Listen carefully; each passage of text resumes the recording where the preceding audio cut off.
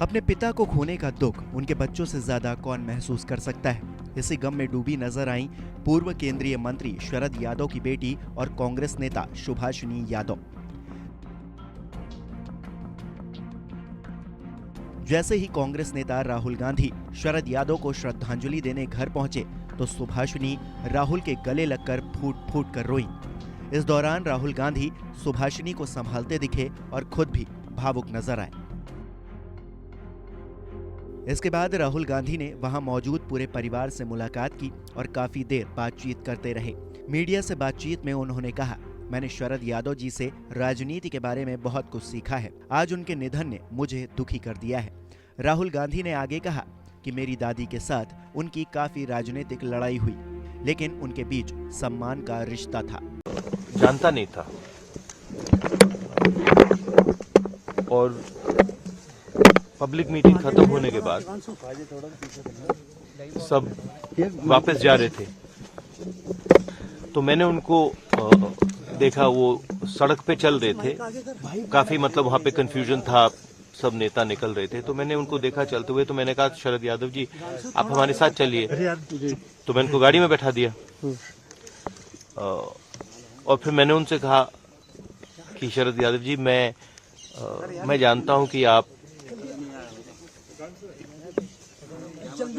राजनीति को बहुत गहरी तरीके से समझते हो, तो मैं अगले दो घंटे का रास्ता था। मैंने कहा कि मैं अगले 2 घंटे कुछ बोलूंगा नहीं, बस मैं आपकी राजनीतिक अनुभव जो है उसको मैं समझना चाहता हूं, तो मैं चुप हो जाऊंगा, आप बोलिए।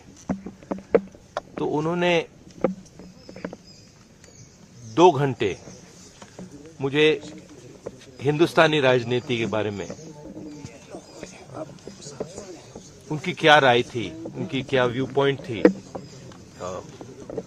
ये समझाया। फिर उन्होंने, जो ऑपोजिशन के लीडर थे, तो मेरी दादी के साथ उनकी काफी मतलब राजनीतिक लड़ाई हुई थी। तो फिर उन्होंने मुझे बताया कि राजनीतिक लड़ाई थी, मगर मेरी दादी और उनके बीच में इज्जत और प्यार का, मोहब्बत, रिस्पेक्ट का रिश्ता था। और जो वो उन्होंने मुझे 2-3 घंटे में बताया, वो एक रिश्ते की शुरुआत थी। और मैं शरद यादव जी से बहुत सीखा हूं राजनीति के बारे में, और जो कैरेक्टर होता है, रिस्पेक्ट होता है, उसके बारे में। तो काफी दुख हो रहा है, मगर मैं सोच रहा था, अभी बैठा था, मैं सोच रहा था कि शरद यादव जी नहीं रहे, मगर जिस प्रकार से उन्होंने अपनी जिंदगी जी, कभी उन्होंने रिस्पेक्ट नहीं की। राजनीति में रिस्पेक्ट खोना बहुत आसान होता है। नमस्कार, मैं हूं मानक गुप्ता। अगर आपको हमारा ये वीडियो पसंद आया हो तो इसे लाइक और शेयर जरूर करें, और हां, हमें सब्सक्राइब और फॉलो करना ना भूलें, ताकि आप देश और दुनिया की कोई खबर मिस ना करें। तो जुड़े रहिए हमारे साथ और देखते रहिए News 24।